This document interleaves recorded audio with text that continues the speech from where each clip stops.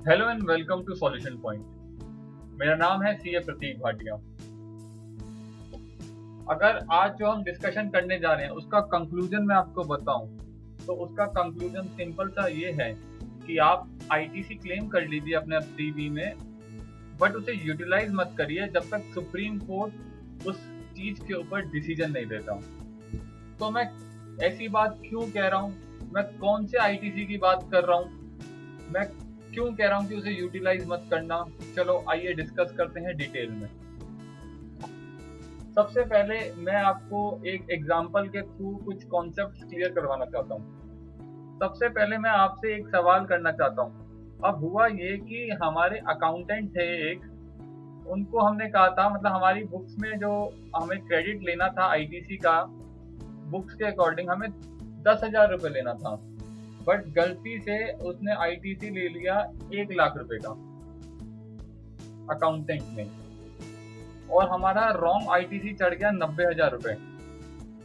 तो आप मुझे बताइए कमेंट बॉक्स में लिख के कि उस 90,000 रुपए पे क्या इंटरेस्ट चार्ज होगा, और अगर इंटरेस्ट चार्ज होगा तो किस रेट पे चार्ज होगा। आप बोलेंगे मुझे शॉर्ट में कि भाई इंटरेस्ट क्यों चार्ज होगा। नहीं, इंटरेस्ट कोई चार्ज नहीं होगा, हम अकाउंटेंट हैं, हमें सब पता है, इंटरेस्ट चार्ज नहीं होगा। ऐसे वो एडिशनल है, हमने यूटिलाइज नहीं किया तो इंटरेस्ट चार्ज नहीं होगा। मुझे पता है कि मेजॉरिटी अकाउंटेंट्स को ये वाली बात पता है, लेकिन अगर मैं आपसे पूछूं कि क्यों नहीं इंटरेस्ट चार्ज होगा, आपको मैं बोलूं कि भाई इसका टेक्निकली मुझे समझाओ कि भाई इंटरेस्ट क्यों नहीं चार्ज होगा, तो आप किसी को ऐसे समझाएंगे कि भैया इंटरेस्ट इसलिए चार्ज नहीं होगा क्योंकि सेक्शन 50 सब सेक्शन 1 जो सीजीएसटी एक्ट 2017 में लिखा गया है, वो ये बात कहता है कि interest is leviable only if short payment और नॉन पेमेंट। तो शॉर्ट पेमेंट कैसे हो जाएगी, हमारे को 10,000 रुपए का आईटीसी हम एलिजिबल थे, हमने क्लेम कर लिया 1,00,000 रुपए का, हमारा ₹90,000 का आईटीसी रॉन्ग क्लेम्ड है, बट हमने उसको यूटिलाइज नहीं किया है। हमने हमारी जितनी भी आउटपुट टैक्स लाइबिलिटी थी उसे हमने अपने 10,000 के अगेंस्ट पहले एडजस्ट किया है, और बाकी हमने अपने कैश लेजर से उसको पे ऑफ किया है। हमने अपने 90,000 के आईटीसी को यूटिलाइज नहीं किया, बस बाय मिस्टेक हमने अपना क्लेम करके रखा है। तो अगर इसके ऊपर पटना हाई कोर्ट ने एक डिसीजन भी दिया है कि भाई no short payment no payment, since कोई इंटरेस्ट चार्ज नहीं होगा क्योंकि रॉन्ग आईटीसी यूटिलाइज नहीं किया गया है। और एक और बात आप ये भी कह सकते हैं, क्योंकि गवर्नमेंट ने हमें कोई रिवीजन का ऑप्शन नहीं दिया तो हम उसको सिर्फ रिवर्स कर सकते हैं नेक्स्ट मंथ की 3B में। तो हम क्या करें, हमने तो बस रॉन्गली क्लेम किया, हमने उसको यूटिलाइज नहीं किया। तो इसके ऊपर एक पटना हाई कोर्ट का डिसीजन भी है। अगर हम पटना हाई कोर्ट के डिसीजन को पढ़ें और हम अपने से रिलेटेड जो पॉइंट पढ़ें, तो पटना हाई कोर्ट कहती है कि भाई अपॉन एग्जामिनेशन, हाई कोर्ट ने क्या बोला, हाई कोर्ट बोल रही है कि भैया mere reflection of credit in the electronic credit ledger cannot be termed equivalent to availment of credit। माने तो हमने सिर्फ उसको जो क्लेम किया, मतलब उसका अगर रिफ्लेक्शन हमारे इलेक्ट्रॉनिक क्रेडिट लेजर में हो रहा है तो कैन नॉट, मतलब कि वो कंसीडर नहीं किया जा सकता equivalent to availment of credit और यूटिलाइजेशन ऑफ क्रेडिट। उसको हम नहीं इक्विवेलेंट लेंगे यूटिलाइजेशन ऑफ क्रेडिट के। वो तभी यूटिलाइज माना जाएगा जब वो एक्चुअली यूटिलाइज होगा for the payment of tax liability. तो पटना हाई कोर्ट ये कहना चाह रही है अगर हमारा आईटीसी सिर्फ रिफ्लेक्ट हो रहा है तो उसको हम यूटिलाइजेशन नहीं कहेंगे, उसको हम यूटिलाइजेशन तभी कहेंगे जब वो एक्चुअली में यूटिलाइज होगा for payment of tax liability. Hence there is no short payment and hence concluded कि कोई भी इंटरेस्ट चार्ज नहीं होगा। तो मैं आप बोलेंगे कि आप मुझे इंटरेस्ट की बातें क्यों बता रहे हैं, क्योंकि आज जो मैं आपको पॉइंट बताने जा रहा हूं वो आपको $1,000,000 आईटीसी क्लेम करने में मदद करेगा, मगर आप उसको अभी यूटिलाइज नहीं करेंगे, बट अभी आप उसको क्लेम जरूर कर लेंगे। तो आइए डिस्कस करते हैं। उससे पहले जो अब टॉपिक का हम सेकेंड फेज में आ रहे हैं, सेकेंड फेज में मैं आपको थोड़ा सा टॉपिक डिस्कस करूंगा ब्लॉक्ड क्रेडिट के बारे में। तो आप सबको पता होगा कि ब्लॉक्ड है हमारा क्रेडिट अगर आप कोई वर्क्स कॉन्ट्रैक्ट करवाते हैं या फिर कोई रॉ मटेरियल अप्लाई करते हैं कंस्ट्रक्शन एक्टिविटीज में। लेकिन अगर आपको खूब सारा आईटीसी चाहिए तो उसके लिए आपको थोड़ा सा टेक्निकल जाना पड़ेगा मेरे साथ, जिससे आप समझ सकें कि ये ब्लॉक क्रेडिट 17.5C और 17.5D जो हमारा वर्क्स कॉन्ट्रैक्ट और गुड्स और सर्विस जो हम यूटिलाइज करते हैं इमूवेबल प्रॉपर्टी के लिए, वो कैसे सेक्शन वाइज लिखा गया है, जिससे मैं आपको मदद करूं कि आप इस आईटीसी को क्लेम कर सकें। तो आइए मैं आपको एक बार फोकस करके पढ़िएगा, बहुत अच्छा पॉइंट है, आपका रिवाइज भी हो जाएगा मेरे साथ और आपको आईटीसी फ्यूचर में मतलब कैसे क्लेम करना है, कैसे यूज करना है, ऐसे आपको मैं बता भी दूंगा। तो आइए जरूर एक मिनट पढ़ते हैं इसको ध्यान से। तो देखिए वर्क्स कॉन्ट्रैक्ट क्या कहता है, 17.5C क्या कहता है कि भाई वर्क्स कॉन्ट्रैक्ट सर्विस अगर कंस्ट्रक्शन ऑफ इमूवेबल प्रॉपर्टी है other than plant and machinery तो आप उसका क्रेडिट नहीं ले सकते, वो ब्लॉक क्रेडिट है जब तक कि आप उसको फर्दर सप्लाई नहीं कर रहे किसी और को। मतलब कि अगर आप सप्लायर हो और आप फाइनल रिसिपिएंट हो अगर वर्क्स कॉन्ट्रैक्ट के, तो आपका क्रेडिट ब्लॉक्ड है। बट अगर आप सब सप्लायर हो और रिसिपिएंट कोई है, तो अगर ये बंदा सर्विस ले रहा है इससे वर्क्स कॉन्ट्रैक्ट की, तो ये एलिजिबल है वर्क्स कॉन्ट्रैक्ट का क्रेडिट लेने के लिए। सिमिलरली अगर ये रेसिपिएंट अगर गुड्स या सर्विस ले रहा है, क्यों ले रहा है, कंस्ट्रक्शन ऑफ इमूवेबल प्रॉपर्टी के लिए, बट प्लांट एंड मशीनरी को छोड़ के तो वो हमारा क्रेडिट ब्लॉक्ड होगा, उसका क्रेडिट अलाउ नहीं होगा। बट सिमिलरली अगर ऐसा है कि फाइनल रेसिपिएंट कोई और है, तो ये जो सेंटर वाला ये है सप्लायर, ये आपका क्रेडिट ले सकता है। तो सिमिलरली अगर मैं आपको बोलूं कि ये कह रहा है कि कंस्ट्रक्शन ऑफ इमूवेबल प्रॉपर्टी, तो कंस्ट्रक्शन में कौन सी एक्टिविटीज कवर होती हैं? तो कंस्ट्रक्शन में आता है रिकंस्ट्रक्शन, रिनोवेशन, एडिशन, रिपेयर करवा रहे हो आप उस एक्सटेंट तक जब तक आप उसको कैपिटलाइज कर रहे हो अपनी बुक्स में। तो मान लो अगर आप अपनी फैक्ट्री को कैपिटलाइज नहीं कर रहे हो, उसको आप सीधा पीएनएल में राइट ऑफ कर रहे हो, तो क्या आप उसका क्रेडिट ले सकते हैं? आप मुझे कमेंट बॉक्स में लिख के बताइए। तो जी हाँ दोस्तों, आप उसका क्रेडिट ले सकते हो कि अगर आप उसको कैपिटलाइज नहीं कर रहे हो।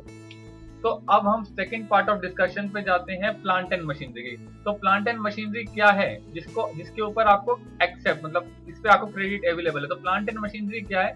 प्लांट एंड मशीनरी आपका एपरेटस है, इक्विपमेंट है, मशीनरी है जो अर्थ से जुड़ी हुई है विद फाउंडेशन, ठीक है। बट ये चार चीजें एक्सक्लूड करता है हमारा प्लांट एंड मशीनरी। क्या क्या एक्सक्लूड करता है? हमारी ये तीन चीजें एक्सक्लूड करता है। लैंड एंड बिल्डिंग एक्सक्लूड करता है, सिविल स्ट्रक्चर एक्सक्लूड करता है, टेलीकम्युनिकेशन के टावर एक्सक्लूड करता है और pipelines laid outside the factory भी एक्सक्लूड करता है।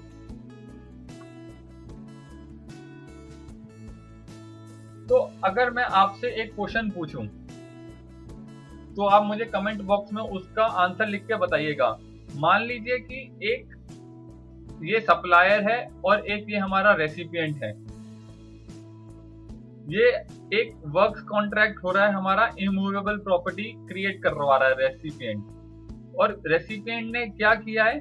रेसिपिएंट ने मान लीजिए ये वर्क्स कॉन्ट्रैक्ट हमारा हुआ है 100 करोड़ का, 100 CR का कॉन्ट्रैक्ट हुआ है।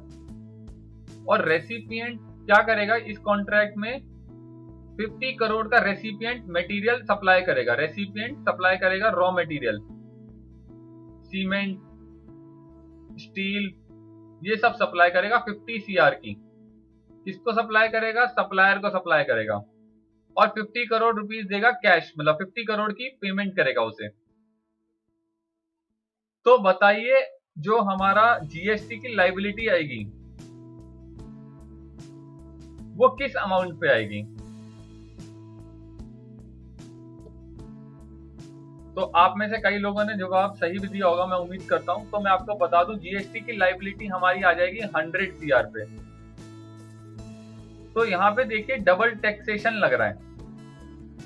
क्यों डबल टैक्सेशन लग रहा है? सबसे पहले जो हमारा रेसिपिएंट था उसने जीएसटी की लाइबिलिटी पुट करी होगी जब उसने मटेरियल प्रोक्योर किया होगा थर्ड पार्टी से।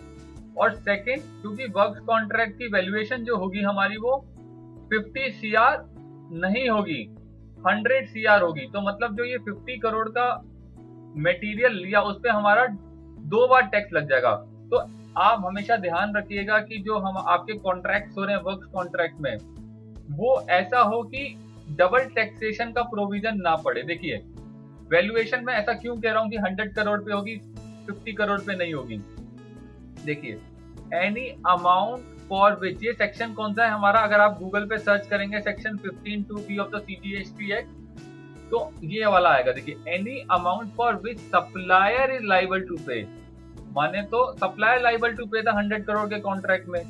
Any amount that the supplier is liable to pay in relation to such supply but which has been incurred by the recipient, माने तो जो खर्चा सप्लायर को करना था मगर किया किसने? रेसिपिएंट ने किया। ये 50 करोड़ का खर्चा गुड्स एंड सर्विस जो उसने सीमेंट वीमेंट ट्रांसफर करी वो सप्लायर के एंड पे खर्चा होना था, बट कर दिया खर्चा रेसिपिएंट ने उसके बिहाफ पे। तो द प्राइस एक्चुअली पेड और पेबल फॉर द गुड्स और सर्विसेज। देखिए एनी अमाउंट द सप्लायर, तो ये जो 50 करोड़ है जो ये रेसिपिएंट ने पे ऑफ कर दिया, इसको हम ऐड कर देंगे, इसको हम इग्नोर नहीं करेंगे अपनी वैल्यूएशन जीएसटी निकालते वक्त। तो ध्यान रखिएगा आप कभी भी वर्क कॉन्ट्रैक्ट करें तो इस तरीके से वर्क कॉन्ट्रैक्ट मत कीजिएगा कि आपकी डबल टैक्सेशन पड़ रही है। आप या तो कॉन्ट्रैक्ट 50 करोड़ का ही करवाइएगा वर्क कॉन्ट्रैक्ट का, या फिर अदरवाइज आप क्या कीजिएगा कि आप बोलिएगा सप्लायर को कि खुद मटेरियल खरीदें। तो अब आते हैं अपने टॉपिक के कोर पे, जिसके लिए ये पूरा डिस्कशन स्टार्ट किया गया है, जिसको मैंने बोला कि आपको मैं खूब सारा आईटीसी दिलवा दूंगा। तो एक हमारा केस लॉ आया है उड़ीसा हाईकोर्ट में। उड़ीसा हाईकोर्ट का केस है हमारा, उड़ीसा हाईकोर्ट का केस है हमारा जो डिस्कशन कर रहा है कि भैया ITC on construction services available against tax payable on lease income from such constructed property. तो बेसिकली ये हुआ है कि उड़ीसा हाईकोर्ट का, मैं आपको 1 मिनट डिटेल में, क्योंकि ये सबसे इंपॉर्टेंट पार्ट है तो मैं आपको इसको डिटेल में समझाना चाहूंगा।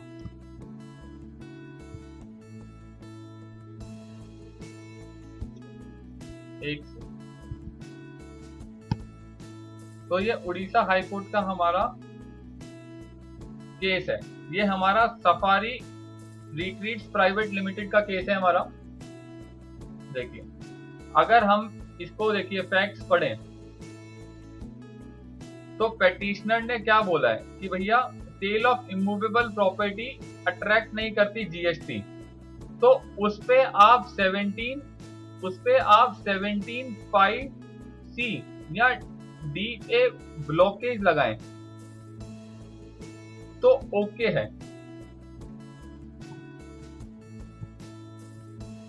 परंतु हमारी पोजीशन डिफरेंट है। ये क्या काम करते थे सफारी रिट्रीट्स वाले? ये मॉल्स बनाते थे और उसको फर्दर रेंट पे दे देते थे। तो इनका खूब सारा आईटीसी जो मॉल्स बनाने पे जाता था वो इनको क्लेम नहीं कर पाते थे। तो ये कह रहे हैं कि अगर आप उसको सोल्ड कर रहे हैं तो वो जीएसटी के दायरे से बाहर है, तो अगर आप उसका क्रेडिट ब्लॉक कर रहे हैं तो इट्स ओके। बट सर हम तो रेंट पे कर रहे हैं, हम जो रेंट कमा रहे हैं उस पे तो हम आईटीसी पे कर रहे हैं। तो आप हमारा पुराना आईटीसी क्यों ब्लॉक कर रहे हैं? हमारी पोजीशन डिफरेंट है। हम जब प्रॉपर्टी जो कंस्ट्रक्ट कर रहे हैं उसको लेट आउट कर रहे हैं, और जब हम लेट आउट कर रहे हैं तो सप्लाई चेन ब्रेक नहीं हो रहा, क्योंकि रेंटल इनकम पे जीएसटी तो चार्ज होता है। सिमिलरली जैसे आप फैक्ट्री बना रहे हैं तो फैक्ट्री से जो गुड्स प्रोड्यूस हो रहे हैं उस पे तो जीएसटी चार्ज हो रहा है, तो सप्लाई चेन तो हमारा ब्रेक ही नहीं हो रहा है जीएसटी पे। तो आप हमारा आईटीसी का क्रेडिट ब्लॉक कैसे कर सकते हैं? ये बात लेके वो हाई कोर्ट चला गया, सफारी रिट्रीट प्राइवेट लिमिटेड, और सफारी रिट्रीट प्राइवेट लिमिटेड के उस उड़ीसा हाई कोर्ट ने उस पे ये डिसीजन दिया, ऑर्डर आया उड़ीसा हाई कोर्ट का। उड़ीसा हाई कोर्ट कह रही है, देखिए अगर हम जीएसटी लॉ का ऑब्जेक्ट क्लॉज बोले तो जीएसटी लॉ का ऑब्जेक्ट क्लॉज है सीमलेस फ्लो ऑफ क्रेडिट। ये ऑब्जेक्ट क्लॉज लेके जीएसटी लॉ बनाया गया, मतलब इस प्रिंसिपल पे जीएसटी लॉ को खड़ा किया है। तो देखिए हाई कोर्ट क्या कहती है, बड़े ध्यान से सुनिएगा। हाई कोर्ट कह रही है the very purpose of the act was to make uniform provision considering the provision under 17(5)(d।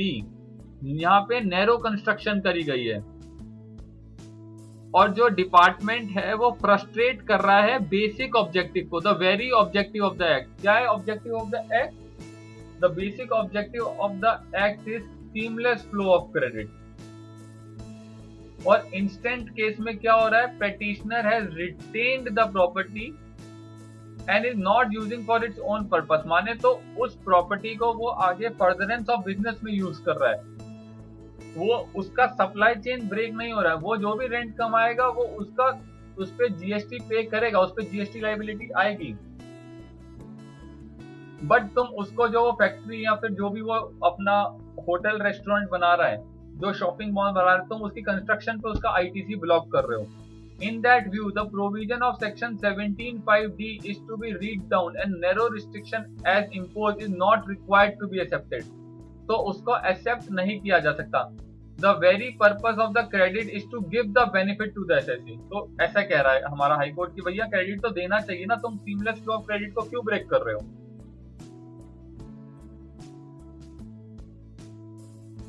अगर हमें फाइनल कंक्लूजन देखिए तो if the SSC is required to pay GST on rental income arising out of investment, तो it is required to have the tax credit paid on inputs and input services. तो माने तो उनको ITC हमें allow करना चाहिए।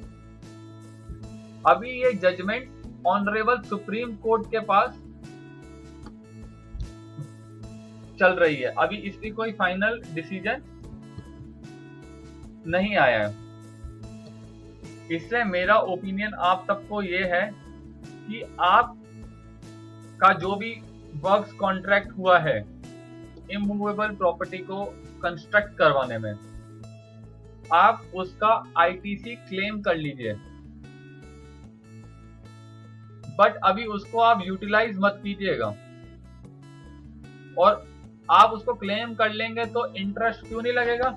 Interest इसलिए नहीं लगेगा, जो मैंने आपको स्टार्टिंग में बताया, पटना हाई कोर्ट का डिसीजन सुनाया कि भाई कोई शॉर्ट पेमेंट थोड़ी, आप अपनी आउटवर्ड टैक्स लायबिलिटी पूरी पे ऑफ करिए। बट मैं आपको ये क्यों बोल रहा हूँ कि आज आप क्लेम करके रख लीजिए? मैं आपको इसलिए बोल रहा हूँ कि आप उसे क्लेम करके रख लीजिए, क्योंकि अदरवाइज आप पे सेक्शन 16(4) की रिस्ट्रिक्शन ना लग जाए। सेक्शन 16(4) क्या कहता है कि भाई आप आईटीसी ले सकते हो नेक्स्ट ईयर की सितंबर तक की रिटर्न को, मतलब अक्टूबर 20, या फिर annual return which ever is filed earlier, which ever is done earlier. तो इसलिए मैं कह रहा हूं आप उसको क्लेम करके रख लीजिए, जिससे आपका आईटीसी टाइम बार्ड ना हो जाए।